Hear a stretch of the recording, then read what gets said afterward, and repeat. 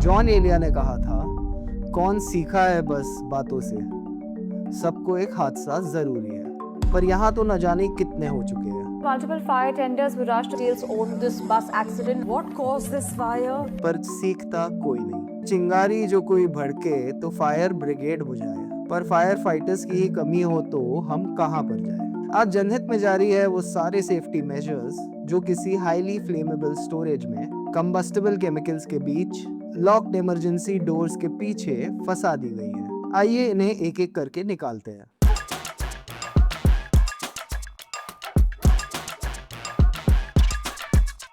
चौबीस मई 2019 एक 4 story commercial complex में आग लग जाती है। गुजरात के सूरत का सरथाना इलाका।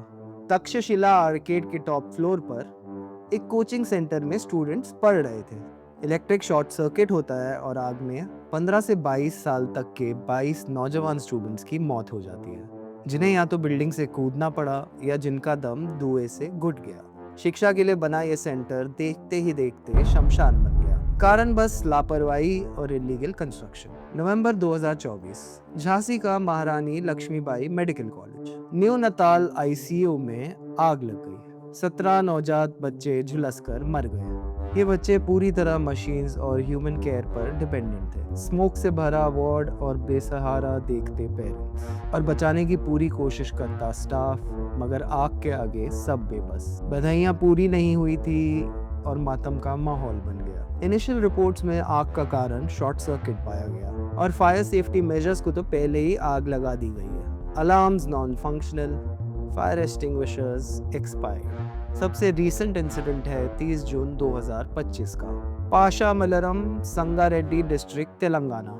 Sigachi industries limited chemical factory में एक भयानक एक्सप्लोजन और फायर। कम से कम 46 वर्कर्स मर गए और कई मिसिंग है। दर्जनों घायल भी। बिल्डिंग ही कोलैप्स हो गई। डस्ट एक्सप्लोजन का शक है। देखा तो पाया फैक्ट्री में बेसिक अलार्म्स और सेंसर्स भी नहीं थे। मरने वाले वो वर्कर्स थे जिनकी ना कोई सुरक्षा है ना कोई अधिकार। इनकी सेफ्टी ऑप्शनल है, मैंडेटरी नहीं। मजदूर की जान है, जासूसी का ऐप थोड़ी। 2021 से 25 के बीच इंडिया ने बहुत सारे जानलेवा फायर इंसिडेंट्स देखे हैं। Hospitals, industrial facilities, commercial establishment, residential buildings, transportation centres, हर जगह आग लग चुकी है। एनालिसिस देखेंगे तो पता चलेगा वही रीजंस बार बार रिपीट हो रहे हैं। 70% इंसिडेंट्स में इलेक्ट्रिकल फॉल्ट्स को प्राइमरी रीजन पाया गया। इमरजेंसी एग्जिट्स की कमी, नॉन फंक्शनल सेफ्टी इक्विपमेंट और फायर कोड्स के साथ wide spread non compliance. Official data एक इंटरेस्टिंग पिक्चर दिखाता है। 2023 में ही लगभग 7000 फायर एक्सीडेंट केसेस रिपोर्ट हुए। ये पिछले साल 2022 से अराउंड 7% का डिक्रीज था। अब इन 7000 केसेस में इंजरी और डेथ का रेशियो सरप्राइजिंग है। डेथ्स करीब 6900 है और इंजरीज बस 300 के आसपास। इनमें से आधे से ज्यादा डेथ्स रेजिडेंशियल बिल्डिंग्स में हुई। अब इसमें खेल क्या है? 2015 से 22 तक जो total deaths due to accidents है वो तो बढ़े हैं और टोटल डेथ्स भी बढ़े हैं, पर फायर एक्सीडेंट्स में मरने वालों की संख्या सिग्निफिकेंटली कम होते दिखती है। आप तो सोचेंगे ये अच्छी बात है, पर रिकॉर्ड्स मैनिपुलेट करने में ये सरकार रिकॉर्ड ब्रेकिंग काम कर रही है। साफ जरूरत है कि डेटा कलेक्शन प्रोसेस और अजम्पशंस को ट्रायंगुलेशन मेथड से ट्रिपल चेक किया जाए, यानी एक ही इंफॉर्मेशन को बाकी कई सोर्सेस से कंफर्म किया जाए। तभी पता चलेगा कि नंबर्स जो प्रोग्रेस इंडिकेट कर रहे हैं वो रियल है भी या नहीं। फॉर एग्जाम्पल कि अगर एक बस का एक्सीडेंट होता है और हमें पता चलता है कि 60 लोग घायल हुए और 30 लोग मरे, तो पहली चीज, क्या वो बस में 90 सीट थी? दूसरी, कितनी टिकट बिकी थी? तीसरी, हॉस्पिटल कितने लोग पहुंचे? ये मेथड से अगर आप चेक करेंगे तो आपका डेटा फुल प्रूफ रहेगा। यहाँ पे भी ऐसे ही कुछ क्राइटेरिया है। बर्न रजिस्ट्री, हॉस्पिटल डेटा और fire department call centre data. Number of incidents भी इसी तरह नीचे आए हैं। इसे भी कॉल सेंटर डेटा से मिलाकर देखना चाहिए। घायलों की संख्या भी बहुत लो रिपोर्ट हुई है डेथ्स के मुकाबले। ये फिर से जो रिपोर्टिंग की मेथडोलॉजी है उसे वेरीफाई करने की जरूरत दिखाता है। आग के धुएं में यहाँ नंबर्स धुंधले हो गए हैं। इन्हें एक यूनिफॉर्म तरीके से क्लासिफाई करने की जरूरत है, या फिर हम इस झूठ के धुंध की भी आदत डाल लें। यहाँ आग से मरने वाले 6000 से ज्यादा और जलकर जो घायल हुए वो 300 से भी कम। क्या ऐसी संख्या पे आपके दिमाग का अलार्म नहीं बजता? फायर सेफ्टी पर बियॉन्ड कार्ल्टन की रिपोर्ट देखिए। 50% फायर एक्सीडेंट्स तो अदर कॉजेस की कैटेगरी में है। लगता है इसकी फॉरेंसिक जांच भी नोएडा पुलिस ने की है। एक बात सरकार की बिल्कुल सही है, इस देश की मेजॉरिटी तो खतरे में है। मेजॉरिटी मतलब इस देश के आम लोग और उनकी जानें, जो नंबर में तो सबसे ज्यादा है लेकिन उनकी जान की कीमत माने तो बहुत कम। आग से लड़ने के लिए हमारी रिसोर्सेज का बहुत खस्ता हाल है। फायर स्टेशंस की कमी, ट्रेन्ड फायर फाइटर्स की शॉर्टेज, फायर ट्रक्स और इक्विपमेंट बिल्कुल काफी नहीं है। अगर फायर फाइटर्स की कमी पर नजर डालें, ग्लोबल स्टैंडर्ड्स के मुताबिक इंडिया को हर 1000 नागरिकों पे एक फायर फाइटर की जरूरत है। हमारे पास सिर्फ 3 लाख फायर फाइटर्स है, मतलब करीब 15 लाख फायर फाइटर्स की शॉर्टेज है। 15 लाख से तो इस सरकार का पुराना रिश्ता है। अगर फायर ब्रिगेड लोगों को निकाल भी ले तो लेकर जाएगी कहाँ? हॉस्पिटल्स में यहाँ खुद आग लगती रहती है। हॉस्पिटल के प्रेमिसेस भी काफी कॉम्प्लेक्स होते हैं। यहाँ वल्नरेबल पेशेंट्स है, हजार्डस मटेरियल्स है और सेंसिटिव इक्विपमेंट भी। यही कारण है कि नेशनल बिल्डिंग कोड में पूरा एक चैप्टर हॉस्पिटल्स में फायर सेफ्टी को समर्पित है। 2011 में कोलकाता के AMRI हॉस्पिटल में 90 से ज्यादा जानें आग की चपेट में आ गई। इन्वेस्टिगेशन होती है तब पता चलता है फिर वही रिसोर्सेज की दिक्कत। सेफ्टी एग्जिट्स का डिजाइन जैसे कोई IIT बाबा से बनवाया हो। निगरानी तो हमने यूं भी भगवान भरोसे छोड़ दी है। इलेक्ट्रिसिटी लोड ऑडिट्स भी निगलेक्ट होते हैं। ऑक्सीजन का भी इरेशनल यूज होता है और कंबस्टेबल मटेरियल को स्टोर करने के जो प्रोटोकॉल्स है उन्हें मानता कौन है? खैर, बात करें अगर सबसे बड़े रीजन की, तो आग अगर रेजिडेंशियल बिल्डिंग में लगे या कमर्शियल, फॉल्ट हमेशा इलेक्ट्रिकल ही होता है। तमिलनाडु के डिंडीगुल में भी एक हॉस्पिटल में शॉर्ट सर्किट से आग लग गई। 6 लोगों ने अपनी जान गंवाई। रिसर्च ये बताती है कि हॉस्पिटल बनने के बाद 1 साल के अंदर उनका जो इलेक्ट्रिसिटी लोड है वो 25% बढ़ जाता है। इस प्रॉब्लम को कंट्रोल करने के लिए शुरुआत में ही थोड़ा एक्स्ट्रा पावर लोड का बजट रख सकते हैं। हमारे नेता इलेक्टोरल पावर पाने के बजट में ही बिजी है, उसके बाद इलेक्ट्रिकल पावर पे किसका ही ध्यान जाएगा? प्राइवेट वाले हॉस्पिटल ये सब प्रोटोकॉल फॉलो करने की जगह सरकार को चंदा देना ज्यादा इजी समझते हैं। NDMA की गाइडलाइंस भी कहते हैं कि हॉस्पिटल्स को अपना जो इलेक्ट्रिकल लोड है वो टाइम पर चेक और एडजस्ट करना चाहिए, पर अक्सर अथॉरिटीज शॉर्टकट लेती है। फायर अलार्म और स्प्रिंकलर्स लगाने के बेसिक रूल्स भी इग्नोर कर देती है। गर्मियों में हॉस्पिटल्स के इलेक्ट्रिकल इक्विपमेंट और एयर कंडीशनर्स पर लोड बहुत ज्यादा होता है। ये ओवरलोड शॉर्ट सर्किट को सीधा नहीं होता है। तो इनसे बचने के लिए हमारे हॉस्पिटल्स कितने तैयार हैं? हमारे देश की राजधानी का एग्जाम्पल लेते हैं। दिल्ली में टोटल 1225 हॉस्पिटल है, गवर्नमेंट, प्राइवेट, नर्सिंग होम सब मिलाकर, और इनमें से सिर्फ करीब 200 के पास वैलिड फायर सेफ्टी क्लियरेंस है। मतलब 16% हॉस्पिटल्स के पास ही प्रॉपर अप्रूवल है। बाकी 84% हॉस्पिटल्स को ना ही दवा ना ही दुआ पता नहीं क्या बचा सकेगी। 2020 से अब तक कम से कम 11 बड़े हॉस्पिटल फायर्स हुए हैं। 100 से ज्यादा लोग मर गए और हॉस्पिटल ओनर्स और हेड्स का क्या हुआ? एक को छोड़ के सबको बेल मिल गई। कोविड के दौरान जस्टिस BA मेहता ने गुजरात के 2 हॉस्पिटल्स में फायर की एक इन्वेस्टिगेशन की। उन्होंने रिपोर्ट में सबमिट किया कि मौतें टाली जा सकती थी अगर अथॉरिटीज ने इलीगल स्ट्रक्चर को रेगुलराइज नहीं किया होता। हमारे यहाँ इलीगल स्ट्रक्चर्स पे फाइन भरकर उन्हें फाइन करार दे दिया जाता है। इस कमेटी ने इस इलीगल कंस्ट्रक्शन को लीगल बनाने की पॉलिसी पर ध्यान देने की मांग की, पर क्या किसी ने ये सुना? आग ICU में लगी थी और ICU में एग्जॉस्ट सिस्टम ही नहीं था। 8 पेशेंट्स मर गए और हवा बाहर जाने का कोई प्रावधान नहीं था, और दम घुट भी गया तो हमारे नेता इसको पॉलिटिकल रोना धोना कह सकते हैं। यार तुम फोकट प्रश्न मत पूछो। ICU में इमरजेंसी एग्जिट्स भी मिसिंग है। स्टाफ को फायर एक्सटिंग्विशर चलाना भी नहीं आता।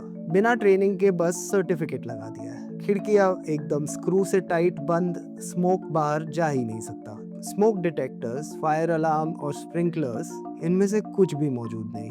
रिपोर्ट ये कहती है कि सबको लगता है ये तो मेरे साथ नहीं होगा, इसीलिए कोई इंटरेस्टेड ही नहीं है। स्टेट गवर्नमेंट फायर सेफ्टी का काम आउटसोर्स नहीं कर सकती। हर फैसला रेवेन्यू से नहीं लेना चाहिए। अगर अनऑथराइज कंस्ट्रक्शन को रेगुलराइज नहीं करे तो ये ट्रेजेडीज अवॉइड हो सकती है। रजिस्ट्रेशन का हाल देखिए तो नर्सिंग होम्स हो या हॉस्पिटल्स, रजिस्ट्रेशन और रिन्यूअल पूरी तरह एड हॉक है। इतना बुरा हाल है कि गवर्नमेंट को एग्जैक्ट नंबर तक नहीं पता कि कितने हॉस्पिटल्स हैं। फायर सर्विसेज में वैकेंसीज भरी ही नहीं जाती, और जिस नौकरी में जगह ही नहीं है तो उसके लिए कोई पढ़कर एग्जाम की तैयारी क्यों करे।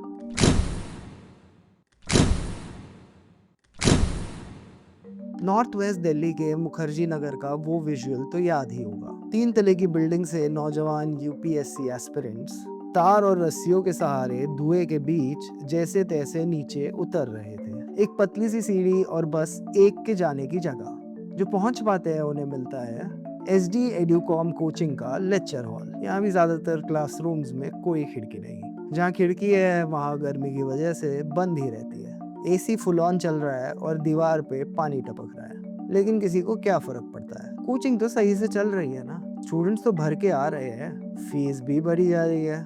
आग लगी तब की तब देखेंगे कितने लोग बाहर निकल पाए उस एक नैरो सीढ़ी से या ग्रिल वाली खिड़कियों से। पर ऐसा नहीं है कि जान की बिल्कुल ही कीमत नहीं है। एक पूरी जिंदगी का मोल लगाकर मुट्ठी भर मुआवजा दे दिया जाता है, लेकिन किसी को कोई सजा नहीं दी जाती है। जिसकी गलती है उसी की चलती है और वो चला रहा है। अस्पताल और एजुकेशन इंस्टीट्यूशंस में इलीगल कंस्ट्रक्शन के लिए 0 छूट होनी चाहिए। पैसे देकर लापरवाही नहीं खरीदी जा सकती। ये कोई वीडियो गेम या ऐप का प्रीमियम सब्सक्रिप्शन नहीं है। पर NOCs देने वाले तो समझो चिरायु हो जैसे। म्युनिसिपल कॉर्पोरेशंस के फायर ब्रिगेड मैनेजमेंट के कहने पर NOC दे देते हैं। आग लगी तो बिजली भी जाएगी, लेकिन कॉमन सेंस इतना कॉमन है नहीं। चुनाव से पहले भत्ता, घटना के बाद मुआवजा, और क्राइसिस हो तो कर्जा, सब दे दिया जाता है। और चैरिटी को चेंज मानकर सर्वाइवल मोड में हम जिए जाते हैं। पूरी इंडस्ट्री बन चुकी है अब तो चलिए अब इंडस्ट्रियल फायर की भी बात कर लेते हैं। वो फैक्ट्रीज जो टेक्सटाइल, प्लास्टिक्स और केमिकल्स जैसे कंबस्टेबल मटेरियल हैंडल करती है, ये आग की घटनाओं के लिए ज्यादा प्रोन होती है। अगर केमिकल्स को सेफली ना स्टोर किया जाए तो फ्लेमेबल मटेरियल से बड़े स्तर पर एक्सप्लोजन का खतरा है। पर यहाँ तो बकायदा फटाके की फैक्ट्री में आग लगने की बात कह दो तो सेंटिमेंट्स ही हर्ट हो जाते हैं। मुझे हर्ट हो रहा है बिग बॉस मुझे हर्ट हो रहा है, मुझे हर्ट हो रहा है। लेकिन उनके घड़ियाली आंसुओं से आग नहीं बुझती। आपका घर जरूर जल सकता है। बहुत सारी फैक्ट्रीज में ऑटोमेटेड फायर सप्रेशन सिस्टम जैसे कि स्प्रिंकलर्स या और गैस बेस्ड सप्रेशन सिस्टम्स नहीं होते हैं। खराब हाउसकीपिंग और मेंटेनेंस के कारण भी आराम से धूल का पहाड़ बन जाता है। धूल, ग्रीस और मलबा सब आग के लिए पेट्रोल का काम करते हैं। पर ध्यान कौन दे, हर चीज का पैसा लगता है, और धंधा अगर मुनाफे के लिए ही करना है तो सबसे सस्ता है लेबर और उसकी जान। तो किसी लिए परेशान। अब मैल साफ ही कर दोगे तो हाथ में बचेगा क्या। तो मैल को मलिए, काम पे चलिए। यहाँ बात सिर्फ बड़े हॉस्पिटल्स, फैक्ट्रीज और रिफाइनरीज की नहीं हो रही।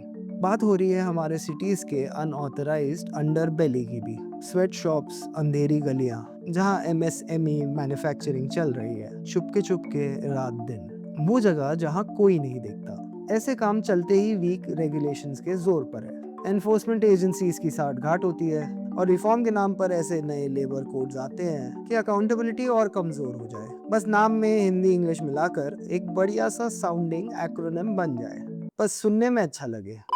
रजिस्ट्रेशन नहीं है, फायर सेफ्टी नहीं है, इमरजेंसी तो आ सकती है पर उसके लिए कोई एग्जिट नहीं है। दिल्ली के मुंडका में लगी आग को ही ले लीजिए, 27 लोग, ज्यादातर महिलाएं, जान गंवा बैठी। और ये सिर्फ आग की बात नहीं है। जरा सोचिए कि किन कंडीशंस में काम कर रहे हैं शहर में मजदूर। जब ऐसी आपदा आती है तो उन पर ध्यान जाता है, वरना सर्दियों की धुंध हो या गर्मियों की लू, उनकी विजिबिलिटी 0 ही रहती है। Informal, invisible, insecure. पूरे शहर की इकोनॉमीज जो कंधों पर टिकी है, उनकी लाशों को कंधे देने वाले भी नहीं मिलते। न जान की कीमत, न लोगों में गिनती, क्योंकि सिस्टम को इनकी नहीं पड़ी, ना इनके सम्मान की, ना किसी के जान की। इनफॉर्मल सेक्टर इनविजिबल है, तभी सारी सेफ्टी गायब। सिस्टम फेलियर लोग न्यूज़ पर कहते हैं, पर मैं कहूँगा कि यही सिस्टम है। पर इंटरनेट का जो डैंक क्लास है वो मस्त है। India is not for beginners लिखकर मजदूर की मौत पर मीम बना लेगा, क्योंकि आग तो उसके घर से बहुत दूर इंडस्ट्री के किसी जंगल में लग रही है। हमारी लिफ्ट तो उनसे अलग है, लेकिन जब आग लगेगी जंगल में तो शहर तक भी जाएगी। ये आग लगाने वालों के घर तक भी जाएगी। जब सरकार और सिस्टम को आप लापरवाही की लत लगवा देते हैं तो खुद भी एक लंबी लाइन में लग जाते हैं और आपका नंबर कभी भी आ सकता है। कोई क्रोनोलॉजी नहीं है। खैर, सितारों के आगे जहां और भी है, तुम ही नहीं हो यहाँ और भी है। आसमान छूती बिल्डिंग्स के बगल में बस्तियां भी आप ही का शहर है।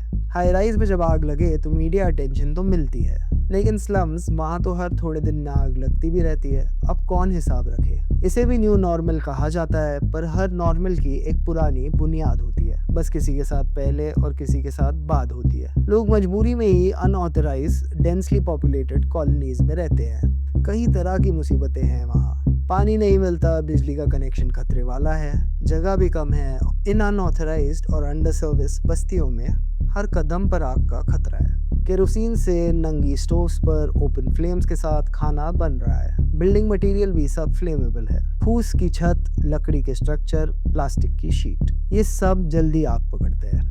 इन तक पहुंचने के रास्ते कितने पतले और डेंस। पर आग के वक्त फायर ट्रक कहां से पहुंचेगा? आज आदत बनेगी और कल लत बनेगी। जैसी बनने दोगे सियासत बनेगी। सिस्टम ही सिम्टम है। बियॉन्ड कार्ल्टन के ट्रस्टी आर.ए. वेंकटचलम ने वार्न किया कि आने वाले कल की आग और इंटेंस और अनप्रिडिक्टेबल होगी। इसका कारण है synthetic materials, lithium ion batteries, modern flammable materials, और इनसे आग ज़्यादा तेज लगती है और ज़्यादा दूर तक फैलती है। धुएं से ज़्यादा जहर भी फैलता है। तो अब इन सब पर हमें करना क्या है? रिसर्च ज़्यादा करो, डेटा इकट्ठा करो, दुनिया में जो बेस्ट प्रैक्टिसेस है वो अपनाओ। पर ये सब कुछ इतना मुश्किल है नहीं। बेसिक और बहुत कम खर्चे में सेफ्टी आ सकती है। सब दरवाजे बाहर की तरफ खुलने चाहिए, क्योंकि जब आग लगेगी लोग दरवाजों की तरफ जाएंगे। अगर वो दरवाजे अंदर की तरफ खुलेंगे तो वहाँ स्टैम्पीड होगी, भीड़ बढ़ेगी, दरवाजे खुल नहीं पाएंगे। तो इसीलिए सब दरवाजे बाहर की तरफ खुलने चाहिए। एग्जिट के रास्ते चौड़े और साफ होने चाहिए। इमरजेंसी एग्जिट हमेशा खुला होना चाहिए, ना कोई चेन, ना परमानेंट ताला। और भी कुछ चीजें करने की जरूरत है, जरा गौर से सुनिए। जनरेटर बेसमेंट में मत रखिए, वहां रखिए जहां हवा आती हो। फ्यूल सिक्योर जगह पे, आग से बिल्कुल दूर। जलने जलाने वाली चीजें एग्जिट, सीढ़ी या बिजली के पास नहीं होनी चाहिए। इमरजेंसी पावर कट ऑफ लगा दो और क्लियरली उसे मार्क करो, जैसे इमरजेंसी में ढूंढना ना पड़े। जो केमिकल्स एक साथ नहीं रख सकते उन्हें अलग रखिए। ऑक्सीजन सिलेंडर सीधा खड़ा करके रखिए, बांध कर। मैकेनिकल और इलेक्ट्रिकल रूम्स में जलने वाली कोई चीज होनी नहीं चाहिए। इलेक्ट्रिकल पैनल के सामने 1 मीटर तक की जगह खाली रखो। रेगुलर चेक करो कि ओवर हीटिंग तो नहीं हो रही। सर्किट ओवरलोड हो रहा हो तो लोड थोड़ा पाट लो। एक्सटेंशन कॉर्ड्स कम चलाओ। और पानी से आग हमेशा बुझती नहीं, लग भी सकती है। जितना क्रिटिकल इक्विपमेंट है सब ऊंची जगहों पर रखो जहां पानी पहुंच ना पाए। इन सब के अलावा पूरा स्ट्रक्चर और सिस्टम दुरुस्त करना पड़ेगा। नया कल्चर बनाना पड़ेगा जिसमें लोग जले नहीं। एक डेडिकेटेड फायर सेफ्टी ऑफिसर की जगह हो, जिससे सीनियर मैनेजमेंट सीधा हिसाब मांगे। अब कैप्टन है तो इन्हें टीम भी चाहिए। मामला गंभीर है, आग की बात है, तो ठंडे दिमाग और एक्सपीरियंस वाला चाहिए। आपके फैक्ट्रीज, इंडस्ट्रीज, कारखानों और रेजिडेंशियल कॉम्प्लेक्स में सेफ्टी मैनेजमेंट कमिटीज बनाई है, जो रेगुलरली मिले, रिपोर्ट करे और इनका ऑडिट हो, जो अकाउंटेबिलिटी भी ले और रोल्स भी क्लियरली डिफाइन करे। गलती हो तो पेनल्टी हो और काम सही हो तो ऑफ कोर्स रिवॉर्ड भी। सेफ्टी के लिए अलग से बजट एलोकेट करना जरूरी है। आपके ऑपरेटिंग बजट का 2 से 5% हर तरह की सेफ्टी की तरफ लगना चाहिए। ये सब करने के बाद भी कई बड़ी जिम्मेदारियां हैं जो आपके लीडर्स और आपके गवर्नमेंट ऑफिशियल्स को निभानी पड़ेगी, और लोगों को भी। सावधानी हटी तो दुर्घटना घटी। ये पढ़ा तो होगा आपने बहुत बार, पर एक बार समझ भी लीजिए। जनहित में जारी।